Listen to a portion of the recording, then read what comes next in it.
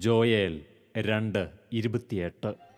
അന്ന് ഇങ്ങനെ സംഭവിക്കും, എല്ലാവരുടെയും മേൽ എൻ്റെ ആത്മാവിനെ ഞാൻ വർഷിക്കും.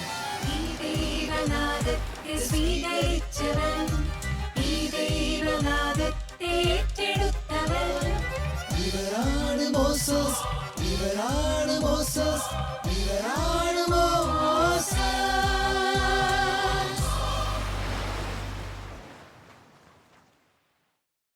കത്തോലിക്ക കരിസ്മാറ്റിക് നവീകരണം സഭയുടെ സൗന്ദര്യമാണ്. ഇത് മനസ്സിലാക്കി കരിസ്മാറ്റിക് നവീകരണത്തെ ഏറെ സ്നേഹിച്ച് സഭയെ ശുശ്രൂഷിച്ച ധാരാളം അൽമായർ കത്തോലിക്ക സഭയിലുണ്ട്. അതിലൊരാളാണ് കേരളത്തിലെ കത്തോലിക്ക കരിസ്മാറ്റിക് നവീകരണത്തിന് ദീർഘകാലം നേതൃത്വം കൊടുത്ത ഇടുക്കി തങ്കച്ചായൻ. മോസസ് എന്ന ഈ പ്രോഗ്രാമിൽ തങ്കച്ചായൻ്റെ വ്യക്തിപരമായ ജീവിതാനുഭവങ്ങൾ ഷാലോം പ്രേക്ഷകരുമായി പങ്കുവയ്ക്കപ്പെടുന്നു. എല്ലാ ഷാലോം പ്രേക്ഷകരെയും ഹൃദയപൂർവ്വം മോസസ് എന്ന ഈ പ്രോഗ്രാമിലേക്ക് സ്വാഗതം ചെയ്യുന്നു. കേരള കത്തോലിക്ക നവീകരണ മുന്നേറ്റത്തെ ഉജ്ജ്വലിപ്പിക്കുവാൻ കാലാകാലങ്ങളിൽ നിരവധി ആത്മായ ശുശ്രൂഷകരെ ദൈവം നിയോഗിക്കാറുണ്ട്. ഇത് വി അഗസ്റ്റിൻ എന്ന ഇടുക്കി തങ്കച്ചായൻ. നവീകരണ മുന്നേറ്റത്തിൻ്റെ ഇന്നലകളുടെ വർണ്ണവീഥികളിൽ നിരവധി സംഭാവനകൾ നൽകാൻ ദൈവം നിയോഗിച്ച വ്യക്തി. നിരവധി വർഷങ്ങളിൽ KSTയുടെ വൈസ് ചെയർമാനായും അതുവഴി അനേകം ശുശ്രൂഷകരെ വാർത്തെടുക്കുന്നതിലും തങ്കച്ചായനെ ദൈവം ഉപകരണമാക്കി. കേരളത്തിലെ 31 രൂപതകളിലും 24 സോണുകളിലുമായി പടർന്നു പന്തലിച്ചു നിൽക്കുന്ന നവീകരണ സമൂഹത്തിനെ ഇന്ന് കാണുന്ന ചൈതന്യത്തിലെത്തിക്കുവാൻ നിതാന്തം പരിശ്രമിച്ച വ്യക്തി. ഹൃദയത്തിൽ ആഴമായ ദൈവസ്നേഹവും പ്രവർത്തനങ്ങളിൽ തികഞ്ഞ നവീകരണ ശൈലിയും പുലർത്തുന്ന ഇടുക്കി തങ്കച്ചായൻ തന്നെ വഴി നടത്തുന്ന ദൈവീക ചൈതന്യത്തെ നമുക്ക് മുൻപിൽ സ്മരിക്കുന്നു. കേരളത്തിലെ കരിസ്മാറ്റിക് നവീകരണത്തിൻ്റെ നേതൃനിരയിൽ പ്രവർത്തിച്ചിരുന്ന ചെയർമാൻ അച്ഛന്മാരുടെ ജീവിതാനുഭവങ്ങൾ പങ്കുവയ്ക്കപ്പെടുന്ന പ്രോഗ്രാമാണല്ലോ മോസസ്. ഇതിൽ ഈ മോസസ് എന്ന പ്രോഗ്രാമിൻ്റെ ഈ എപ്പിസോഡിൽ ഞങ്ങളായിരിക്കുന്നത് തങ്കച്ചായൻ്റെ കൂടെയാണ്. പ്രത്യേകിച്ച് കേരളത്തിലെ കരിസ്മാറ്റിക് നവീകരണത്തിൽ ധാരാളം വർഷങ്ങൾ നവീകരണത്തിൽ KSTയുടെ വൈസ് ചെയർമാനായി നേതൃത്വം നൽകിയ തങ്കച്ചായനോടൊപ്പമാണ് ഞങ്ങളായിരിക്കുന്നത്. തങ്കച്ചായൻ്റെ ജീവിതാനുഭവങ്ങളും അതുപോലെ നവീകരണത്തിലുള്ള തങ്കച്ചായൻ്റെ വഴികളും ഒക്കെ അടുത്തറിയാൻ വേണ്ടിയാണ് ഈ സമയം ഞങ്ങളായിരിക്കുന്നത്. എല്ലാ ഷാലോം പ്രേക്ഷകരുടെ പേരിലും തങ്കച്ചായനെ സ്നേഹപൂർവ്വം സ്വാഗതം ചെയ്യുന്നു. ഞങ്ങൾക്ക് തങ്കച്ചായനെക്കുറിച്ച് അറിയാവുന്ന ധാരാളം പേർക്ക് തങ്കച്ചായനെന്നും, ചിലർക്ക് ഇടുക്കി തങ്കച്ചൻ, ചില ആളുകൾക്ക് വി അഗസ്റ്റിൻ, ഇങ്ങനെയൊക്കെയാണ് ഞങ്ങൾ തങ്കച്ചായനെക്കുറിച്ച് അറിയുന്നത്. യഥാർത്ഥത്തിൽ തങ്കച്ചായൻ ഇടുക്കിക്കാരനാണോ അതോ ആലപ്പുഴക്കാരനാണോ? തങ്കച്ചായൻ്റെ വീടും പശ്ചാത്തലങ്ങളും പറഞ്ഞ് നമുക്ക് ആരംഭിക്കാം. വാസ്തവത്തിൽ ഞാൻ ഇടുക്കി തങ്കച്ചൻ എന്നറിയപ്പെടുന്ന ആലപ്പുഴയിൽ താമസിക്കുന്ന കൊച്ചി രൂപതാംഗമാണ്. പിന്നെ എൻ്റെ വീട്ടിലെ പശ്ചാത്തലം എന്ന് പറയുമ്പോഴേ, മാതാപിതാക്കൾ മരിച്ചിട്ട് അപ്പച്ചൻ മരിച്ചിട്ട് ഏതാണ്ട് 20 വർഷത്തോളമായി, മദർ മരിച്ചിട്ട് 19 വർഷമായി. ഞങ്ങൾ 4 മക്കളാണ്. 4 മക്കളിൽ 2 പെങ്ങന്മാരും അനിയനും. ഞാൻ ഏകസ്ഥനാണ്. 1974 വരെ 72-ലാണ് SLC പാസ്സാകുന്നത്. 72-ൽ SLC പാസ്സാകുമ്പോഴേ ഒരു ഈശോസഭാ വൈദികനാകുമെന്ന ധാരണയിലാണ് ഞാൻ ജീവിക്കുന്നത്. കാരണം 8ാം ക്ലാസ് മുതൽ എന്നെ പഠിപ്പിച്ച ജെസ്യൂട്ട് അച്ഛന്മാരാണ്. അവർക്കൊരു മൈനർ സെമിനാരി ഉണ്ട്. ആ സെമിനാരിയൻസിനെ പോലെ തന്നെ അവരോടൊപ്പം ഞാൻ അവരുടെ ഡൈനിങ് ഹാളിലും അവരുടെ റീഡിംഗ് റൂമിലും ഒക്കെ കയറാനുള്ള ഫ്രീഡം എനിക്കുണ്ടായിരുന്നു. കാരണം അച്ഛന്മാർ പ്രതീക്ഷിച്ചു ഞാനൊരു അച്ഛനാകുമെന്ന്. ആ രീതിയിലൊരു ആധ്യാത്മിക ഒരുക്കം എനിക്കുണ്ടായിരുന്നു തന്നെ. എനിക്കിഷ്ടമായിരുന്നു ഈശോസഭ വൈദികരെ. ഏറെ സ്വാധീനിച്ചൊരു കാര്യം അവരുടെ വസ്ത്രധാരണത്തിലൊക്കെയുള്ള മാറ്റങ്ങളാണ്. ഞങ്ങൾക്കൊരു പ്രിൻസിപ്പാൾ അച്ഛനുണ്ട്, അദ്ദേഹത്തിന് 5 അടി 2 ഇഞ്ച് പൊക്കം. പിന്നെ ഒരു ചുമ്മാറച്ഛനുണ്ട്, ഇംഗ്ലീഷ് പഠിപ്പിക്കുന്ന, അദ്ദേഹത്തിന് ഒരു 6 അടിയോളം പൊക്കമുണ്ട്. ഇവരുടെ എല്ലാവരുടെയും ലോഹ ഒരുമിച്ച് കഴുകിക്കൊണ്ടെന്ന് വെച്ചിട്ട് മുകളിലിരിക്കുന്ന ലോഹയാണ് ഒരാളെടുത്തിരേണ്ടത്. അപ്പോൾ ചുമ്മാറച്ഛൻ്റെ ലോഹ എങ്ങനെ MC ജോസഫ് അച്ഛന് കിട്ടിക്കഴിഞ്ഞാൽ അച്ഛൻ വരുമ്പോഴിങ്ങനെ പുറകെ 2 മീറ്റർ പുറകെ കിടക്കും ഈ ഉടുപ്പ്. മറ്റേ അച്ഛൻ വരുമ്പോൾ ചുരിദാറിൻ്റെ ടോപ്പ് പോലെ കിടക്കും.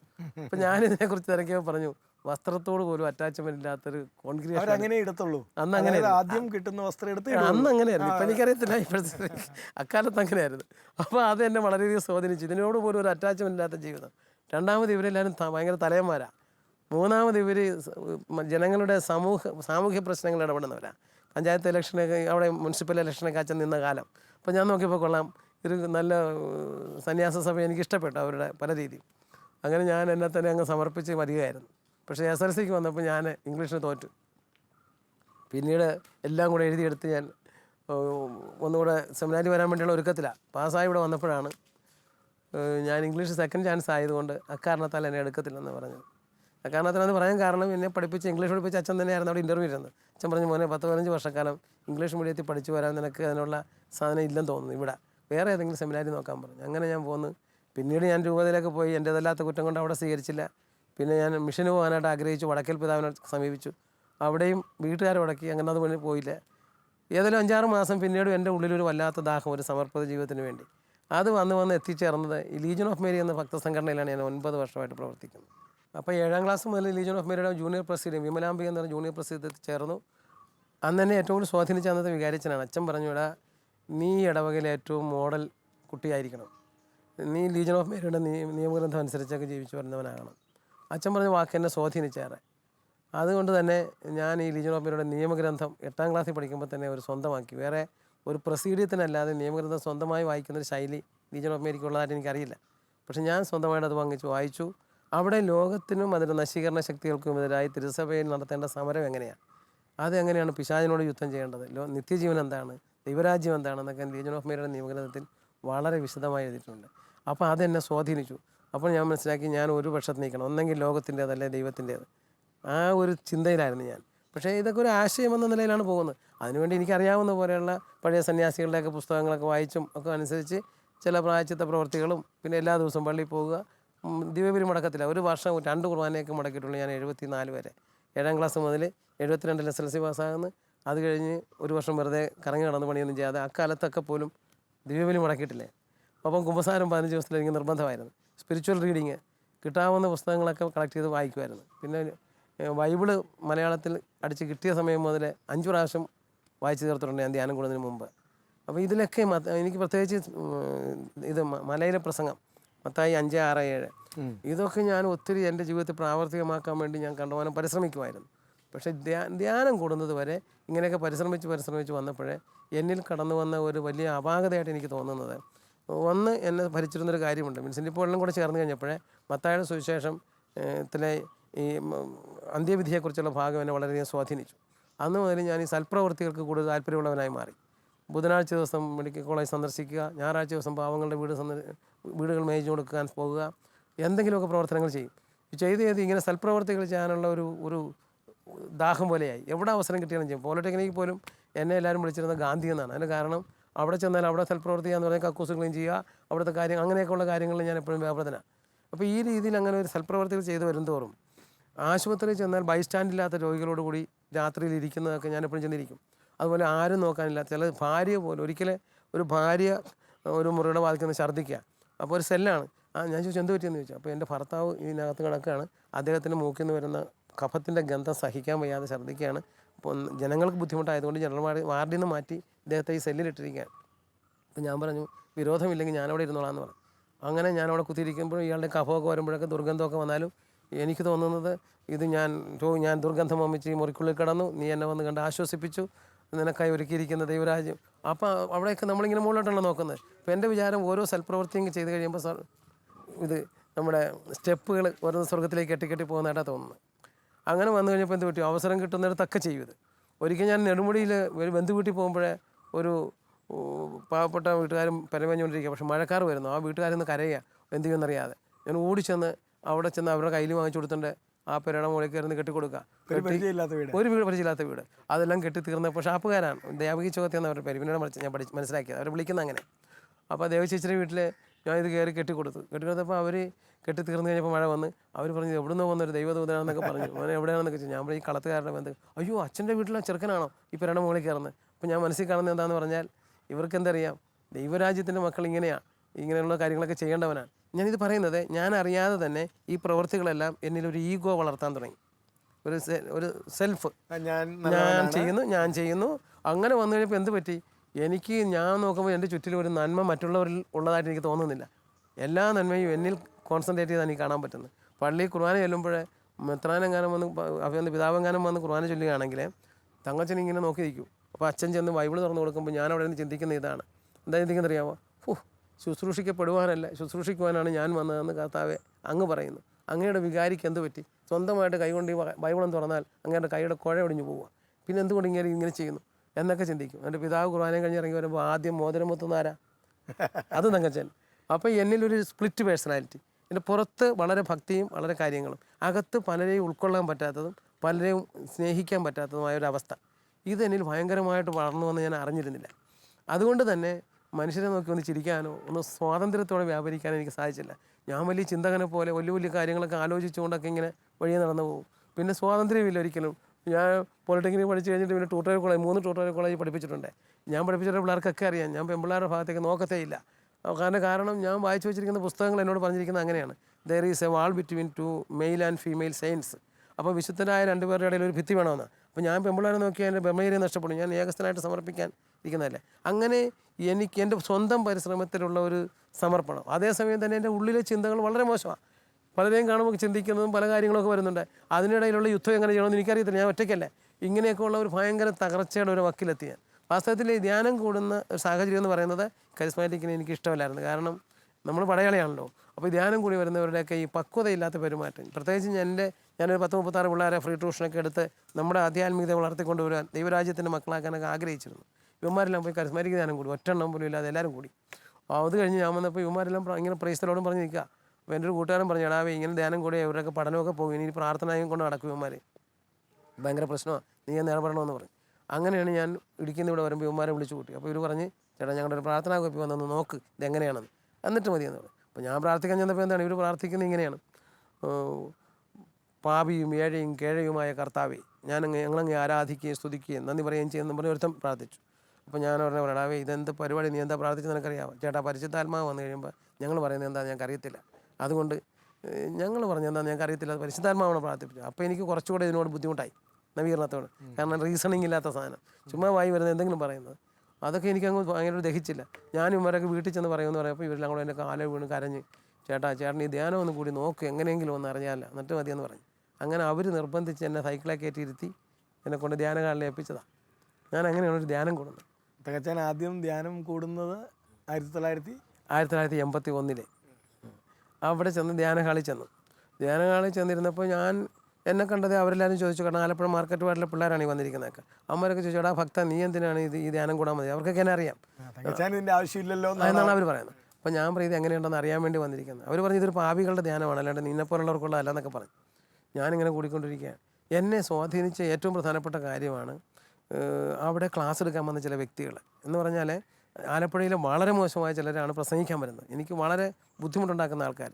അപ്പോൾ ആൾ ക്ലാസ് എടുക്കാനോട്ട് വന്ന് കയറി ഇങ്ങോട്ട് വന്ന് ഞങ്ങളെല്ലാവരും നോക്കി ഒന്ന് ചിരിച്ചു. ഈ നോട്ടം തന്നെ എന്നെ സ്വാധീനിച്ചു. കർത്താവ് ഞാൻ ഇത്രയും കൊല്ലം ബൈബിൾ വായിച്ചും പ്രാർത്ഥിച്ചും മുടങ്ങാതെ കുർബാന സ്വീകരിച്ച് നടന്നിട്ട് ഞാൻ പഠിപ്പിക്കുന്ന ട്യൂട്ടോറിയൽ പിള്ളേരുടെ മുഖത്ത് നോക്കാനുള്ള സ്വാതന്ത്ര്യം എനിക്കില്ല. പക്ഷേ ഇവൻ ഇങ്ങനെ എല്ലാവരെയും നോക്കി ചിരിക്കുന്നു. ഇതെന്നെ ആദ്യമായിട്ട് സ്ട്രൈക്ക് ചെയ്തു. പിന്നെ അത് കഴിഞ്ഞ് അവനൊരു 1 മണിക്കൂർ ക്ലാസ് എടുത്തു. ആ ക്ലാസ്സിന് ശേഷം അയാൾ പറഞ്ഞു, വ്യക്തിപരമായി യേശു ക്രിസ്തുവിൻ്റെ രക്ഷിതാവും നാഥനുമായി സ്വീകരിക്കുന്നതിന് മുമ്പ് ഞാൻ ആരായിരുന്നു എന്ന് പറയണമെന്ന് എനിക്ക് ആഗ്രഹമുണ്ട്, സമയമില്ല. ഇരിക്കുന്ന തങ്കച്ചനോട് ചോദിച്ചാൽ എന്നെക്കുറിച്ചൊക്കെ അറിയാമെന്ന് പറഞ്ഞ് അവൻ ഇറങ്ങിപ്പോയി. അങ്ങനെയാണ് ഞാൻ അവിടെ നിന്ന് എണീറ്റ് ഓടിച്ചെന്ന് പറയും, ബ്രദറെ എനിക്ക് ബ്രദർ പ്രസംഗിക്കുന്ന പോലെ പ്രസംഗിക്കണമെന്ന് ആഗ്രഹമുണ്ട്, ഞാൻ എന്താ ചെയ്യേണ്ടത്? ഉടനെ പോലെ തങ്കച്ച തന്നെ പോലെയല്ല, ഞാൻ ഓർമ്മ വെച്ച കാലം മുതൽ ബൈബിളും കൊണ്ട് നടക്കുന്ന ആളാണ്. അപ്പോൾ എനിക്കതുപോലെ ബൈബിളൊന്നും അറിയത്തില്ല.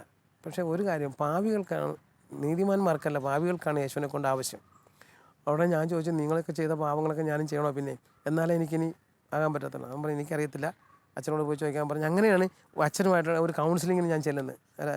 പിന്നെ ഇദ്ദേഹം പയ്യമ്പള്ളി അച്ഛനാണ് എന്നെ ഏറ്റവും കൂടുതൽ സഹായിച്ചത്.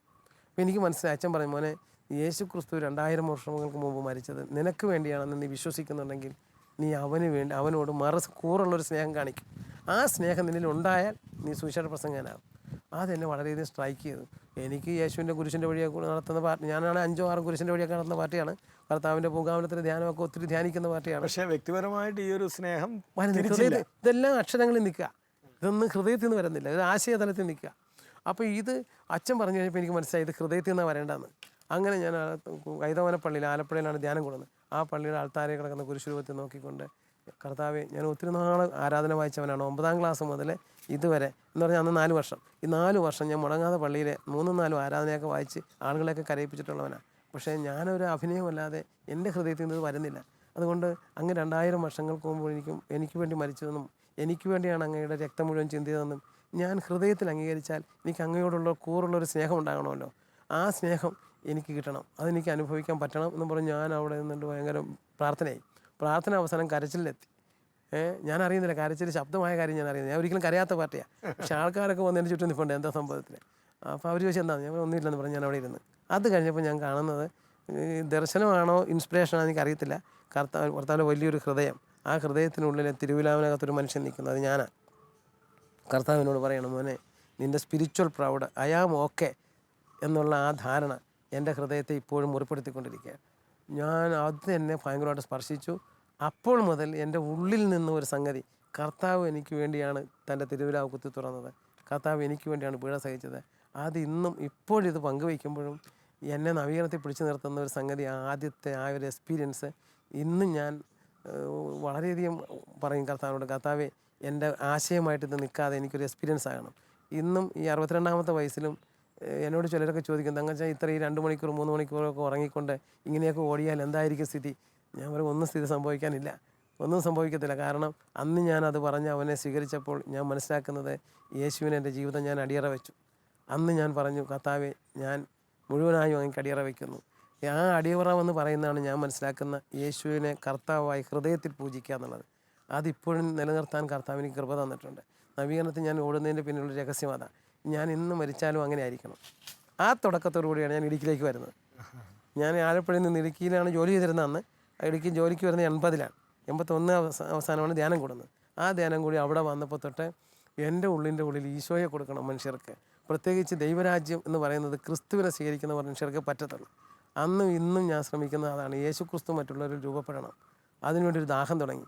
ആദ്യം ഞാൻ എടുത്തത്, എന്നെ ഏറ്റവും കൂടുതൽ രണ്ടാമതൊന്ന് സ്പർശിച്ചത്, യേശു ക്രിസ്തുവിനെ സ്വീകരിക്കുന്ന വ്യക്തി ദൈവപിതാവിൻ്റെ മകനാണ്. അങ്ങനെയുള്ളൊരു മകൻ എല്ലാവരെയും മക്കളായിട്ട് കാണണം. എൻ്റെ കമ്പനിയിലെ പിള്ളേർ അതൊക്കെ എനിക്ക് ഒരിക്കലും എൻ്റെ സ്നേഹവലയത്തിനുള്ളിലൊന്നും അല്ല, അവർ പുറത്തുമല്ല, അതിനേക്കാളും താഴ്ന്നൊരു ലെവലിലായിരുന്നു. കാരണം അവരെല്ലാം മഹാഭാവികൾ, ഞാനല്ലേ വിശുദ്ധി ജീവിക്കുന്നവർ. അതുകൊണ്ട് അവരോടൊരു ബന്ധമില്ലായിരുന്നു. എന്നെ അനുഭവിപ്പിച്ചൊരു സംഭവമാണ് കർത്താവ്. ഞാൻ അവരെ സ്നേഹിക്കാൻ തയ്യാറാണ്. ഒരു കുടുംബമുള്ളവൻ എങ്ങനെ കുടുംബത്തെ സ്നേഹിക്കുന്നുവോ അതുപോലെ ഞാൻ എൻ്റെ കമ്പനിയിലെ പിള്ളേരെ സ്നേഹിക്കാൻ തീരുമാനിച്ചു. അത് ഒരു അപ്പനും മക്കളും എന്ന ബന്ധത്തിലേക്ക് ഒരു 2-3 മാസം കൊണ്ട് തന്നെ ഉയർത്തി. ആ ഉയർച്ച ഒപ്പം അന്ന് എനിക്ക് ഇവിടെ വെച്ച് സ്പർശിച്ച 2 കാര്യങ്ങളാണ്. ഒന്ന്, 2-ാം വത്തിക്കാൻ കൗൺസിൽ സഭയോട് പരിശുദ്ധാത്മാവ് സംസാരിച്ചത് എന്താണെന്നുള്ളത്. രണ്ടാമത് വന്നത് ഈ വ്യക്തിപരമായ യേശുവാനുഭവത്തിൻ്റെ ആവശ്യകത. ഇത് രണ്ടുമായിട്ട് ഞാൻ വന്നിട്ട്, എന്നാൽ കമ്പനി അന്ന് വലുതായിട്ട് തുടങ്ങിയിട്ടില്ല, മിഷനൊന്നും വന്നിട്ടില്ല. ഒരു 10 എന്ന് പറഞ്ഞാൽ അന്ന് ഞാൻ ഇടുക്കിയിലെ ഒരു വിജയവരം രൂപതയുടെ ഒരു സോഷ്യൽ സർവീസിൻ്റെ ഒരു ഫാക്ടറി ഉണ്ട്, മിനി ഇൻഡസ്ട്രിയൽ എസ്റ്റേറ്റ്. അവിടെയായിരുന്നു ഞാൻ ജോലി ചെയ്യുന്നത്. അപ്പോൾ അവിടെ മിഷനറീസ് ഒന്നും വന്നിട്ടില്ല, അതൊക്കെ ഇറക്റ്റ് തരുന്ന ടെക്നീഷ്യനാണ് ഞാൻ. അതുകൊണ്ട് എനിക്ക് സമയം കിട്ടി 10-18 മാസം കുത്തിയിരുന്ന് ബൈബിൾ വായിക്കാനും 2-ാം വത്തിക്കാൻ കൗൺസിൽ വായിക്കാനും. വത്തിക്കാൻ കൗൺസിൽ പ്രാമാണിക രേഖയിലെ തിരുസഭയെക്കുറിച്ച് വായിച്ചു വന്നപ്പോഴേ എനിക്ക് മനസ്സിലായി, ലോകത്തിനും അതിൻ്റെ നശീകരണ ശക്തികൾക്കുമെതിരായി തിരുസഭ നടത്തുന്ന സമരത്തിനെന്ന് പറഞ്ഞതിൻ്റെ അർത്ഥം, തിരുസഭ എങ്ങനെയാണ് ലോകത്തിൻ്റെതല്ലാതെ നിലകൊള്ളേണ്ടത്, അവിടെ എൻ്റെ റോള്, അൽമേൻ്റെ പ്രേക്ഷിതത്വം, ഇതൊക്കെ എന്നെ ഭയങ്കരമായിട്ട് സ്പർശിച്ചു. ഞാൻ മണിക്കൂറുകളിരുന്ന് വായിക്കുമായിരുന്നു അന്നൊക്കെ. അത് സ്പർശിച്ചു കഴിഞ്ഞപ്പോൾ ഈ കമ്പനിയിലെ തൊഴിലാളികളെ ഓരോരുത്തരായിട്ട് യേശുവിനെക്കുറിച്ച് ഞാൻ പറഞ്ഞു കൊടുക്കാൻ തുടങ്ങി. പിന്നെ എനിക്ക് അവിടെ ഇരിക്കാൻ പറ്റിയില്ല, അടുത്ത പ്രാർത്ഥനാ ഗ്രൂപ്പിലേക്ക് പോകും. ഒരു വർഷം കഴിഞ്ഞപ്പോഴേക്കും, ആദ്യത്തെ അനുഭവം തന്നെ ഞാൻ ഇവിടുന്ന് ചെന്നത് ഒരു ഫെബ്രുവരി 4-ാം തീയതിയാണ്. അന്ന് അടുത്ത വാഴ്ത്തപ്പാടിലെ തിരുനാളാണ്. ആ പെരുന്നാളിന് ഞാൻ ഇവിടുന്ന് പ്രദക്ഷിണത്തിന് ചെന്നപ്പോഴേ കുറേ പേര് വീഡിയോ ഒക്കെ വലിച്ചുകൊണ്ട് തെളിയമ്പാടിന് പോകുമ്പോൾ ആൾക്കാർ പോകുന്നുണ്ട്. ഞാൻ അവിടെ വെച്ച് തീരുമാനിച്ചു, കർത്താവ് അടുത്ത പ്രാവശ്യം ഈ വലിക്കുന്നവരിൽ നിന്ന് കുറേ പേരെ ബൈബിളും പിടിച്ചുകൊണ്ട് ഇവിടെ ഇതിലെ കൂടെ പ്രദർശനത്തിന് കൊണ്ടുവന്നതാണ്. ഞാൻ പറയും, ഒരു വർഷം അവിടെ പ്രാർത്ഥിക്കുകയും ഈ ചില ചെറുപ്പക്കാരെ കണ്ട് ഓരോരുത്തരും സംസാരിച്ച് എനിക്ക് തോന്നുന്നു 82-ലെ അവിടുത്തെ തിരുനാളിന് 25ഓളം പിള്ളേരാണോ 30ആണോ പിള്ളേർ ബൈബിളും പിടിച്ചാണ് പ്രദർശനത്തിന് പോയത്. ഇത് കണ്ട ഫൊറോന പള്ളി വന്ന മറ്റച്ഛന്മാർ ചോദിച്ചു, ഇതെന്ത് പരിപാടി? അതായത് ലത്തീൻപിള്ള തങ്കച്ചൻ്റെ പരിപാടിയാണെന്ന് വിചാരിച്ചും പറഞ്ഞു. പക്ഷേ ഭൂമിയാങ്കുളത്ത് ഉടനെ തന്നെ അന്ന് മുതൽ കർത്താവിനെ സ്പർശിക്കാൻ തുടങ്ങി. ഭൂമിയാങ്കുളത്തെ വിചാരിച്ചും പറഞ്ഞ്, എടോ ഞങ്ങളവിടെ ജംഗ്ഷനിൽ കുറേ കള്ളുകൂടിയന്മാരും പ്രശ്നങ്ങളൊക്കെ ഉണ്ട്, എന്തെങ്കിലും ചെയ്യാൻ പറ്റുമോ? ഞാൻ പറയും, തീർച്ചയായിട്ടും കർത്താവ് തന്നെ അവിടെ ചെയ്യാൻ സാധിക്കും. അപ്പോൾ എനിക്ക് മനസ്സിലായ ഒരു കാര്യം, യേശുവിനെ ഞാൻ എൻ്റെ ഹൃദയത്തിൽ സ്വീകരിക്കുകയും എൻ്റെ ജീവിതത്തെ ഒരു പൂർണ്ണമായും കർത്താവിൻ്റെ കൈ കൊടുത്തപ്പോൾ കർത്താവ് എന്നെ ഇവിടുത്തെ എവിടെ ഉപയോഗിക്കുമെന്ന് എനിക്ക് തോന്നി. അതുകൊണ്ട് ഒരു പരിചയമില്ലാത്ത മനുഷ്യന്മാരുടെ ഇടയിലേക്ക് യേശുവിനെക്കുറിച്ച് പറയാൻ ഞാൻ അവിടെ നടക്കാൻ തുടങ്ങി. പൂവ്യാങ്കുളം വരെ എല്ലാ ചൊവ്വാഴ്ചയും പോവുക, ഓരോരുത്തരെ കാണുക. ഞായറാഴ്ചകളിൽ ചിലപ്പോൾ ചില കുട്ടികളൊക്കെ കിട്ടും, ചില ആൾക്കാരെ കിട്ടും. ആദ്യമൊക്കെ കൂട്ടുമില്ലായിരുന്നു, എനിക്ക് ഒറ്റയ്ക്ക് പോകണം. അവിടെ ചെന്ന് ചില ആൾക്കാരെയൊക്കെ വിളിച്ച് എനിക്ക് പറയാൻ പറ്റും, ഒരു 3 വർഷം കൊണ്ട് ആ പ്രാർത്ഥനാ ഗ്രൂപ്പ്, പിന്നെ ആ പട്ടക്കട, അവിടെ ഒരു പട്ടക്കട ഉണ്ടായിരുന്നു, അവിടുത്തെ കുടിച്ചിരുന്ന ആൾക്കാരെയൊക്കെ ചേർത്ത് അവിടെ ഒരു പട്ടക്കട, ഒരു പ്രാർത്ഥനാ ഗ്രൂപ്പായി മാറി. അതോടൊപ്പം തന്നെ നവീകരണത്തിൽ വന്നപ്പോൾ എന്നെ സ്വാധീനിച്ച മറ്റൊരു കാര്യമാണ് കരിസ്മാറ്റിക് നവീകരണമാണ് നമ്മുടെ ലക്ഷ്യം. അതുകൊണ്ട് തന്നെ ഇതിന് ഒരു ഘടനയുണ്ടാകണമല്ലോ. ആ ഘടന എനിക്ക് ഇവിടെ വന്ന് ബന്ധപ്പെടാൻ സാധിച്ചു. എറണാകുളവുമായിട്ട് ബന്ധപ്പെടുത്തിയത് 1982 ജോസ് പടന്നവാക്കിൽ എന്ന് പറഞ്ഞൊരു സഹോദരൻ അവിടെ ഉണ്ടായി. ഇപ്പോഴും ഞാനൊരു എൽഡറിനെ പോലെ കാണുന്ന ഒരാളാണ്. അദ്ദേഹം പഴഞ്ഞാവിലന്ന് RTOയിലാണ് ജോലി ചെയ്യുന്നത്. അപ്പോൾ അദ്ദേഹം എന്നോട് പറഞ്ഞ് എറണാകുളത്ത് വരാമെങ്കിൽ മാസത്തിലൊന്ന് വന്നാൽ അവിടെ ഫസ്റ്റ് ലൈൻ എന്ന് പറഞ്ഞ കൂട്ടായ്മയുണ്ട്, അതിൽ വരാമെന്ന്. ആ കൂട്ടായ്മയാണ് എനിക്ക് ഫോർമേഷൻ തന്നത്. അതോടൊപ്പം തന്നെ ഈ യൂത്തിൻ്റെ കൂട്ടായ്മയിലാണെങ്കിലും ഞാൻ സഭയുടെ യുദ്ധക്കളത്തിൽ നിൽക്കുന്ന ഒരു പടയാളി ആയതുകൊണ്ട് യുവജനങ്ങളുടെ പ്രവർത്തനങ്ങൾ മാത്രം ഒതുങ്ങി നിൽക്കാൻ എനിക്ക് കഴിഞ്ഞില്ല. ഹൈറേഞ്ചിലെ പ്രാർത്ഥനാ ഗ്രൂപ്പുകളിൽ എവിടെ തുടങ്ങിയാലും അവരെപ്പോൾ ഞാൻ സഹായിക്കും. അതോടൊപ്പം തന്നെ വാഴത്തോപ്പിലെ ഒരു ഫസ്റ്റ് സൺഡേ ഒരു ഉപവാസ പ്രാർത്ഥന തുടങ്ങി. ആ പ്രാർത്ഥനയിൽ ധാരാളം മനുഷ്യർ വരാൻ തുടങ്ങി. എനിക്ക് ആദ്യത്തെ കരിസ്മാറ്റിക് അനുഭവത്തിൽ എന്നെ സ്വാധീനിച്ചത് എനിക്ക് വരദാനങ്ങളുള്ളതായിട്ട് എനിക്കൊന്നും അറിയത്തില്ലായിരുന്നു. ഞാനിവിടെ നിന്ന് ചെന്ന് ആദ്യമായിട്ട് പ്രാർത്ഥനാ ഗ്രൂപ്പ് നയിക്കാൻ പഠിക്കാൻ പോയത് കാഞ്ചിയാറിലേക്കാണ്. കാഞ്ചിയാറ് ചെന്നപ്പോൾ ഒരു 200-300 മനുഷ്യന്മാർ പ്രാർത്ഥനാ ഗ്രൂപ്പിൽ വരുമെന്ന് അച്ഛൻ പറഞ്ഞു. ഉച്ചകഴിഞ്ഞ് 3 മണിക്കാണ് പ്രാർത്ഥനാ ഗ്രൂപ്പ്, 2 മണിക്ക് 10 മണിക്ക് ഞങ്ങൾ കോർ ഗ്രൂപ്പ് തുടങ്ങുമെന്ന് പറഞ്ഞു. ഞാൻ കോർ ഗ്രൂപ്പിൽ പോയിരുന്നു. അപ്പോഴേക്കും അവിടെ ചിലർ പറഞ്ഞു ഇന്ന് പടിഞ്ഞാറ് നിന്നൊരാൾ വരുന്നു, വേറൊരാൾ പറഞ്ഞു കിഴക്ക് നിന്നൊരു തളർവാദ രോഗിയെ കൊണ്ടുവരുന്നു. ഈ 2 രോഗികളും കിടപ്പ് രോഗികളാണ്. ഇവരെ കർത്താവ് ഇന്ന് നമ്മുടെ പ്രാർത്ഥനാ ഗ്രൂപ്പിൽ നിന്ന് എണീപ്പിച്ചു വിടുമെന്നൊക്കെയുള്ള പ്രവചനങ്ങൾ. അപ്പോൾ ഞാൻ അന്നേരം ഇതെങ്ങനെ കാണാമെന്നൊക്കെ പറഞ്ഞ് നോക്കിയിരിക്കുക. അപ്പോഴാണ് ഉച്ച കഴിഞ്ഞപ്പോൾ ഇതുപോലെ തന്നെ 2 പേർ, ഒരാൾ ഉപ്പ് തോട്ടിൽ നിന്നും ഉപ്പ് തറയുന്നു, ഒരാൾ കട്ടപ്പന ആ ഭാഗത്ത് നിന്നാണ് 2 പേരെ കൊണ്ടുവന്നു. പ്രാർത്ഥനാ ഗ്രൂപ്പിന് മധ്യത്തിൽ ഇവരെല്ലാം കൂടെ ഒന്ന് തൊട്ടാലും നാദാന്നൊക്കെ പറഞ്ഞ് പ്രാർത്ഥന കഴിഞ്ഞ് ഞാൻ നോക്കുമ്പോൾ ഈ ആളുകൾ എണീറ്റിരുന്നു. ഇവർ നടന്ന് വണ്ടിയിൽ കയറി. ബാക്കിയൊക്കെ എനിക്ക് മനസ്സിലായി, പക്ഷേ ഈ സംഭവം എനിക്ക് മനസ്സിലായില്ല. ഈ ലീജൻ ഓഫ് മേരിലേക്ക് വന്നത് കാരണം ഒരു ഘടന മനസ്സിലാക്കാൻ എളുപ്പം എനിക്ക്. പ്രാർത്ഥനാ ഗ്രൂപ്പിന് ഘടനയൊക്കെ പിടികിട്ടി, പക്ഷേ ഇതെനിക്ക് അറിയത്തില്ല. ഞാൻ പറയും അവിടെ വെച്ച് ഞാൻ ഓർത്ത് കർത്താവേ ഇതിനെന്താ ചെയ്യേണ്ടത്. അപ്പോഴാണ് ഞാൻ മനസ്സിലാക്കിയത് ഇതിന് ആത്മാവിൽ വളരണം. അതിന് ഞാൻ തീരുമാനിച്ചു പ്രാർത്ഥനാ ഗ്രൂപ്പ് നയിക്കാൻ വേണ്ടി ഒരുങ്ങാൻ. അന്ന് ഞാൻ വ്യാഴാഴ്ച അത്താഴം കഴിച്ചു കഴിഞ്ഞാൽ പിന്നെ ഭക്ഷണം കഴിക്കുന്നത് ശനിയാഴ്ച 5 മണിക്ക് പ്രാർത്ഥനാ ഗ്രൂപ്പ് കഴിഞ്ഞ് 6:30 മണിയാവും. 6:30 മണിയാകുമ്പോൾ പ്രാർത്ഥനാ ഗ്രൂപ്പും കഴിഞ്ഞ് ആൾക്കാർ പോയി കഴിഞ്ഞ് ഞാൻ ഭക്ഷണം കഴിക്കത്തുള്ളൂ. അതുവരെയുള്ള ഉപവാസം. ഇത് ഈ പ്രാർത്ഥനാ ഗ്രൂപ്പ് ഞായറാഴ്ച 1.5 മണിക്കൂർ നടക്കുന്ന അല്ല, ഞായറാഴ്ചയല്ല, ശനിയാഴ്ച വൈകുന്നേരം 5 മണിക്ക് തുടങ്ങുന്നത് 4:30 ആകുമ്പോൾ തുടങ്ങും. എന്നാലും ഒരു 1.5-2 മണിക്കൂർ നേരത്തെ കൂട്ടായ്മയാണ്. അതിനുവേണ്ടിയാണ് ഈ പറഞ്ഞ ഇത്ര സമയം ഒരുങ്ങുന്നത്. കാരണം നമ്മൾ ഇതുവരെ കണ്ടിട്ടില്ലല്ലോ. ഇത് സഭയുടെ നവീകരണത്തിന് വേണ്ടിയുള്ളതല്ലേ. അതുകൊണ്ട് അതിന് ഞാൻ എന്തോരം ഒരുങ്ങണം. ഞാൻ മനസ്സിലാക്കുന്നത് അങ്ങനെയാണ്. ആഗോള സഭയിൽ ആരംഭിച്ചിരിക്കുന്ന ഒരു മുന്നേറ്റം, അതിലെനിക്ക് കിട്ടിയ പങ്കാളിത്തം എന്ന് പറയുമ്പോൾ ഞാൻ അതുപോലെ അതിന് വില കൊടുക്കണമെന്ന് എനിക്ക് മനസ്സിലായത്. അതുകൊണ്ടാണ് ഞാൻ ഈ ഉപവാസം ആരംഭിച്ചത്. ഇത് ഇവിടെ ഈ പ്രാർത്ഥനാ ഗ്രൂപ്പ് എന്നുള്ളതല്ല എൻ്റെ ചിന്ത. എൻ്റെ ചിന്ത ഇത് സഭയുടെ നവീകരണത്തിൽ നമ്മളെയൊക്കെ ഉപയോഗിക്കാൻ പോകണം. അല്ലാതെ ഈ ഒരു പ്രാർത്ഥനാ ഗ്രൂപ്പിന്റെ 1.5 മണിക്കൂറിനല്ല. അല്ലല്ല, അതൊന്നുമല്ല എൻ്റെ ചിന്ത. അവിടെ നിന്ന് എന്തൊക്കെ ചെയ്യുമെന്നൊന്നും എനിക്കറിയത്തില്ല, പക്ഷെ ഒരു വലിയ സംഭവത്തിൻ്റെ ഭാഗം. കാരണം ലീജൻ ഓഫ് മേരി എന്ന് പറഞ്ഞ ഒരു വലിയ സൈന്യമാണല്ലോ. അതുപോലെ തന്നെ സഭയിൽ ഇടപെട്ട് ആഗോള സഭയെ സ്വാധീനിച്ചൊരു മുന്നേറ്റത്തിൻ്റെ ഭാഗം. ഇപ്പം ലീജൻ ഓഫ് മേരിയുടെ സ്പിരിച്വാലിറ്റിയുടെ പ്രത്യേകത, ഞാനൊരു പ്രസീഡിയം കൂടുമ്പോഴേ ആ പ്രസീഡിയത്തിലല്ല എൻ്റെ ചിന്ത ഒതുങ്ങി നിൽക്കുന്നത്, ആഗോള സഭയിലുള്ള ലീജൻ ഓഫ് മേരിയിലാണ്. അതുപോലെ വിൻസെൻ്റ് പോൾ സൊസൈറ്റി എന്ന് പറയുമ്പോൾ ആ കോൺഫറൻസിലല്ല ഞാൻ ഒതുങ്ങി നിൽക്കുന്നത്, ആഗോള സഭയിൽ. ഇത് ഈ ഒരു സ്പിരിച്വാലിറ്റി എനിക്ക് ഉള്ളത് കൊണ്ടും ഈ ഒരു വിഷൻ ഉള്ളത് കൊണ്ടും ഈ പ്രാർത്ഥനാ ഗ്രൂപ്പിൽ എനിക്ക് ഒതുങ്ങാൻ പറ്റത്തില്ല. ഞാനിങ്ങനെ വിശാലമായി ലോകസഭയുടെ നവീകരണമാണ് നമ്മൾ കാണുന്നത്. അതിനെനിക്ക് ഉപവസിക്കണം, പ്രാർത്ഥിക്കണം. ഞാൻ പ്രാർത്ഥിക്കുന്ന വഴി സഭ നവീകരിക്കപ്പെടും എന്നാണ് എൻ്റെ ബോധ്യം. അതിനാണ് ഇത് ചെയ്യുന്നത്. അതോടൊപ്പം വരദാനങ്ങളൊക്കെ വേണം. പക്ഷേ എനിക്ക് കാണാൻ പറ്റി പ്രാർത്ഥനാ ഗ്രൂപ്പിൽ ഈ രോഗശാന്തിയും അത്ഭുതങ്ങളൊക്കെ നടക്കാൻ തുടങ്ങി. ഒപ്പം എറണാകുളത്ത് വന്നുള്ള ഫോർമേഷൻ യൂത്തുമായിട്ടുള്ള 85 ജീസസ് യൂത്ത് 85 നടക്കുന്നത് വരെ ഒരൊറ്റ മീറ്റിംഗ് പോലും മുടക്കാത്ത ആൾ ഞാനാണ്. അതിന് ഞാൻ കൊടുത്തിരുന്ന വില ചേർന്ന് നിസ്സാരമൊന്നുമല്ല. അതായത് അന്ന് കമ്പനിയിൽ നിന്ന് 500 രൂപയാണ് എനിക്ക് ശമ്പളം കിട്ടുന്നത്. 320 രൂപ വീട്ടിലേക്ക് അയച്ചു കൊടുക്കും. 150 രൂപ ഭക്ഷണത്തിന് കൊടുക്കും സിസ്റ്റേഴ്സിന്. ബാക്കി പോയിട്ട് ആ ഉള്ള പൈസയിൽ 50 രൂപ 30 രൂപയിൽ പിന്നെ 22 രൂപ 50 രൂപ അല്ല 350 രൂപ സിസ്റ്റേഴ്സിന് കൊടുക്കും. മണി ഓർഡറാണെന്ന് അയക്കുന്നത്, ഇതുപോലുള്ള അയക്കല്ല. മണി ഓർഡർ ഫോമിന് വേണ്ടി 18 രൂപ ഏതാണ്ടൊക്കെ ആവും. അതൊക്കെ കഴിഞ്ഞിട്ട് ബാക്കി കിട്ടുന്ന 32 രൂപ മറ്റാണ്. അതിൽ 22 രൂപ എറണാകുളത്ത് വരാനാണ് വണ്ടിക്കൂലിക്ക് വേണേ. ബാക്കി പോയിട്ട് 10 രൂപയില്ല. ആ 10 രൂപയിൽ കർത്താവിൻ്റെ പെട്ടിയിലിടാൻ ഒരു 5 രൂപ കൊടുക്കും.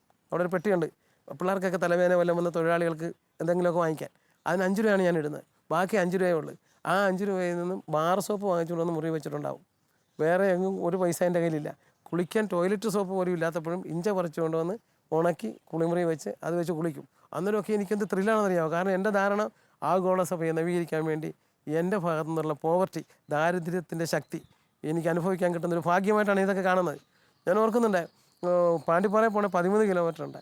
ആദ്യത്തെ കാലത്തൊക്കെ അവിടെ നിന്ന് ഈ പ്രാർത്ഥനാ ഗ്രൂപ്പ് വരുന്നവർ ഒരു പ്രശ്നം കേട്ടാൽ അവിടെ ചെത്ത് ഞാൻ പാണ്ടിപ്പാറ പോകാനായിട്ട് 13 കിലോമീറ്റർ നടന്നു പോകുമ്പോൾ 5:30 മണി വരെ കമ്പനി പണിതിച്ചാൽ പോകുന്നത്.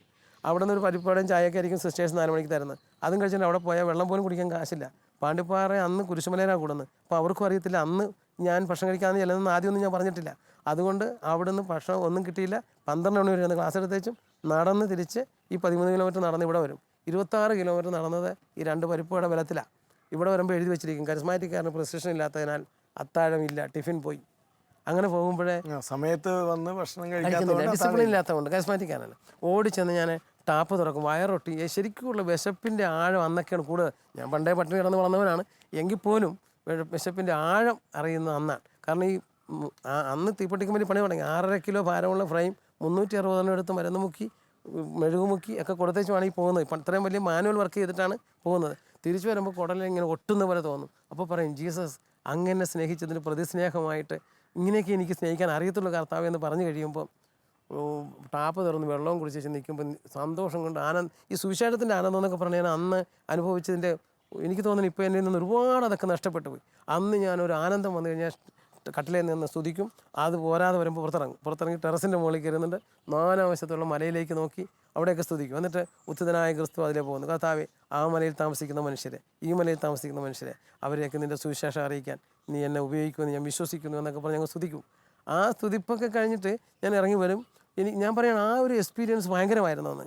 നമ്മൾ എവിടെ ചെന്ന് പറഞ്ഞാലും ജനങ്ങളെ സ്പർശിക്കുന്നു. എന്തിനധികം ചിലപ്പോൾ ഒരിക്കലേ നാരക്കാലത്താണെന്ന് എനിക്ക് തോന്നുന്നത്, ഒരു തളർവാദം പിടിച്ചൊരു രോഗിയെ കൊണ്ടുവന്ന് കിടത്തിയിട്ട് ഞങ്ങൾ 3 രാവും ഒരു ദിവസം വൈകുന്നേരം കമ്പനിയിൽ നിന്ന് ചെല്ലുന്നു. വെള്ളിയാന്തരം കുഞ്ഞേട്ടനും ഞാനും തോമാച്ചൻ എന്ന് പറയും പൊടിയത്തിൽ. അവർ പ്രസംഗിക്കും, ഞാൻ ബൈബിൾ വായിച്ചു കൊടുക്കും, അത്രേ ഉള്ളൂ. എങ്കിൽ പോലും ആ ധ്യാനത്തിന് വൈകുന്നേരം 5 മണിക്ക് ചെല്ലുന്നു, രാവിലെ 4 മണി വരെ പ്രസംഗിക്കുന്നു. പ്രസംഗം കഴിഞ്ഞ് ഞാൻ നേരെ തിരിച്ചു വരുന്നു, കമ്പനിയിൽ കയറുന്നു. 5 ദിവസമൊക്കെ ഉറങ്ങാതെ നടക്കുമ്പോഴും ഒരു ക്ഷീണവുമില്ല. കാരണം എൻ്റെ ഉള്ളിൽ പറയുകയാണ്, ഞാൻ നിന്നെ ഇപ്പോൾ നിൻ്റെ ഉള്ളിൽ ഞാൻ കർത്താവായി നിന്നിലുണ്ട്.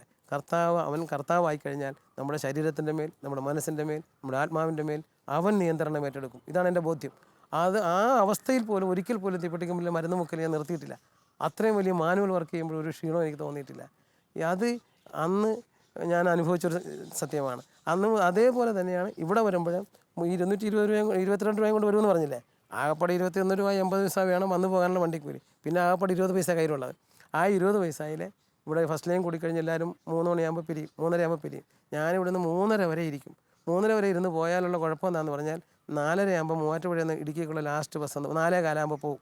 അപ്പോൾ ചിലപ്പോൾ ബസ് പോയിരിക്കും. പക്ഷേ എന്നാലും ആ ബസ്സിൽ പോകാൻ വേണ്ടി ഞാൻ ഇവിടുത്തെ മീറ്റിങ്ങിൻ്റെ സമയം വെട്ടിക്കുറക്കത്തില്ല. കാരണം ഈ കാലയളവിൽ സഭയെ നവീകരിക്കാൻ കർത്താവ് ഇടപെട്ടിരിക്കുക. ഇവിടെ കിട്ടുന്ന ഓരോ വാക്കിനും പ്രാധാന്യമുണ്ടെന്നാണ് ഞാൻ കരുതുന്നത്. അതുകൊണ്ട് അവസാനം വരെ പ്രോഗ്രാം കൂടിക്കഴിഞ്ഞാൽ അവിടെ ചിലപ്പോൾ വണ്ടി പോകും. പിന്നെ പത്രം കൊണ്ടുവന്നിട്ടുണ്ടാവും, പത്രത്തിൽ കിടന്ന് ഉറങ്ങും. ഒരു കടുങ്കാപ്പി കുടിച്ചിരിക്കും. അന്ന് 10 പൈസയുള്ളൊരു കടുങ്കാപ്പി. അത് കഴിഞ്ഞ് 4 മണിക്ക് എണീറ്റ് അടുത്ത കടുങ്കാപ്പിയും കുടിച്ചിട്ട് നേരെ 4:15 വണ്ടിക്ക് കയറി ഓഫീസിൽ സമയത്തെത്തും, കമ്പനിയിൽ അവിടെ സമയത്തെത്തും. അന്നത്തേക്ക് ആ യാത്രയും ആ വരവൊക്കെ എന്ന് പറയുന്നത് ഉള്ളിലുള്ള ആനന്ദം പറഞ്ഞറിയിക്കാൻ പറ്റില്ല. കാരണം എന്താണെന്ന് പറഞ്ഞാൽ കർത്താവ് സഭയെ നവീകരിക്കാൻ ഇടപെട്ടതിൽ ഈ കിശു തങ്കച്ചനെ ഒരു ഉപകരണമാക്കി എന്നുള്ളതാണ് എൻ്റെ ആനന്ദം. മൂവാറ്റുപുഴ ബസ് സ്റ്റാൻഡിൽ കിടക്കുമ്പോഴേ മൂട്ടകളൊക്കെ ഇങ്ങനെ നീതി നിരനിരയായിട്ട് വന്ന് പത്രത്തെ കയറി കടിക്കുന്ന മൂട്ട ഞാൻ അവിടെ മാത്രമേ കണ്ടിട്ടുള്ളൂ. ഞാൻ കേരളത്തിലെ പല ബസ് സ്റ്റാൻഡിലും കിടന്നിട്ടുണ്ടെങ്കിലും അവിടെ കിടക്കുമ്പോഴേ ആ മൂട്ട വന്ന് കടിക്കുമ്പോഴും അവിടെ കിടന്ന് പറയും, കർത്താവേ, കേരളത്തിലെ യുവജനങ്ങൾ, അന്ന് അങ്ങനെയാണ്, കേരള സഭയിലെ യുവജനങ്ങൾ, കേരള സഭയുടെ നവീകരണം എന്നൊക്കെ പറഞ്ഞിട്ട് അതൊക്കെ സമർപ്പിച്ച് ഈ മൂട്ട കടി ചൊറുകാൻ തോന്നുമ്പോൾ ചൊറുകാതിരിക്കുക. ഇതൊക്കെ ഇങ്ങനെ അത് കൈ ഇവിടം വരെ ചെല്ലും, പിന്നെ വലിച്ചെടുക്കും. എന്നിട്ട് ഭയങ്കര സന്തോഷം, കർത്താവേ സ്തോത്രം, കർത്താവേ എന്നൊക്കെ പറഞ്ഞ് കിടന്ന കാലം ഞാൻ ഓർക്കുകയാണ്. അതൊക്കെ ഒരു ഭയങ്കര ശക്തിയായിരുന്നു എനിക്ക്. ആത്മീയമായിട്ടും ശാരീരികമായിട്ടും ഒരിക്കൽ പോലും ഒരു ക്ഷീണവും അനുഭവപ്പെടാതെ അന്നൊക്കെ എന്നെ ഓടിച്ച് കർത്താവ്. തങ്കച്ചായൻ്റെ ജീവിതാനുഭവങ്ങൾ ശരിക്കും അതിനകത്ത് വളരെ പ്രധാനപ്പെട്ട ഒരു കാര്യം, ഈശോയോട് തങ്കച്ചായന് തോന്നിയ പ്രതിസ്നേഹം. അല്ല, അത് എനിക്ക് തോന്നുന്നു ഞങ്ങളെ വളരെയധികം സ്വാധീനിക്കുന്നു. തോന്നിയ പ്രതിസ്നേഹം, ആ പ്രതിസ്നേഹത്തെ പ്രതി തങ്കച്ചായൻ ആ ഈശോയെ സ്നേഹിക്കാൻ വേണ്ടി തങ്കച്ചായൻ എടുത്ത ത്യാഗങ്ങൾ, അത് വളരെ പ്രധാനപ്പെട്ട കാര്യങ്ങളാണ്. പ്രത്യേകിച്ച് അതിനുവേണ്ടി സഹിച്ച കഷ്ടപ്പാടുകൾ. പക്ഷേ എൻ്റെ ജീവിതത്തിൽ എനിക്ക് ത്യാഗങ്ങളെന്ന വാക്ക് പിൻവലിക്കാനുള്ള ഒരു ത്യാഗമായിട്ട് തോന്നിയിട്ടില്ല. അല്ല, എന്നാൽ പോലും അല്ല, തങ്കച്ചായൻ അത് തങ്കച്ചായൻ്റേതായ രീതിയിൽ ഈശോയെ തിരിച്ച് സ്നേഹിക്കാൻ വേണ്ടി എടുത്ത ചില കഷ്ടപ്പാടുകളാണല്ലോ. തീർച്ചയായിട്ടും അങ്ങനെ തന്നെയാണ് ഈശോയെ സ്നേഹിക്കേണ്ടത്. ഏതായാലും തങ്കച്ചായൻ്റെ ഈ ഒരു പ്രതിസ്നേഹത്തിൻ്റെ അനുഭവങ്ങൾ ഞങ്ങളുടെ മുമ്പിൽ വലിയ വെല്ലുവിളി ഉണർത്തുന്നു ഈശോയെ സ്നേഹിക്കാൻ. തങ്കച്ചായൻ്റെ ജീവിതാനുഭവങ്ങൾ ഞങ്ങൾക്ക് വളരെ പ്രചോദനവും തരുന്നു. എല്ലാ ശാലോം പ്രേക്ഷകർക്കും വേണ്ടി വളരെ ഹൃദയം തുറന്ന് തങ്കച്ചായൻ്റെ ആ വളരെ ചൂടുള്ള അനുഭവങ്ങൾ ഞങ്ങളോട് പങ്കുവച്ചതിന് ഹൃദയപൂർവ്വം എല്ലാവർക്കും വേണ്ടി തങ്കച്ചായന് പ്രത്യേകം നന്ദി പറയുന്നു. ദൈവരാജ്യത്തെ പ്രതിയേൽക്കുന്ന സഹനങ്ങളെ സുവിശേഷ പ്രഘോഷണത്തിനായി സമർപ്പിക്കുന്ന ജീവിതം. പ്രതിസന്ധികളിലും തളരാതെ പതറാതെ കർത്താവിൻ്റെ കൈകളിൽ പിടിച്ച് യാത്രയാകുന്ന ജീവിതം. നവീകരണമെന്ന സുഗന്ധത്തെ മാത്രം ഹൃദയത്തിൽ പേറി ദൈവരാജ്യത്തിനായി നടന്നു നീങ്ങുന്ന ജീവിതം. വ്യത്യസ്തമായ ഈ പങ്കുവെക്കലുകൾ തുടരും.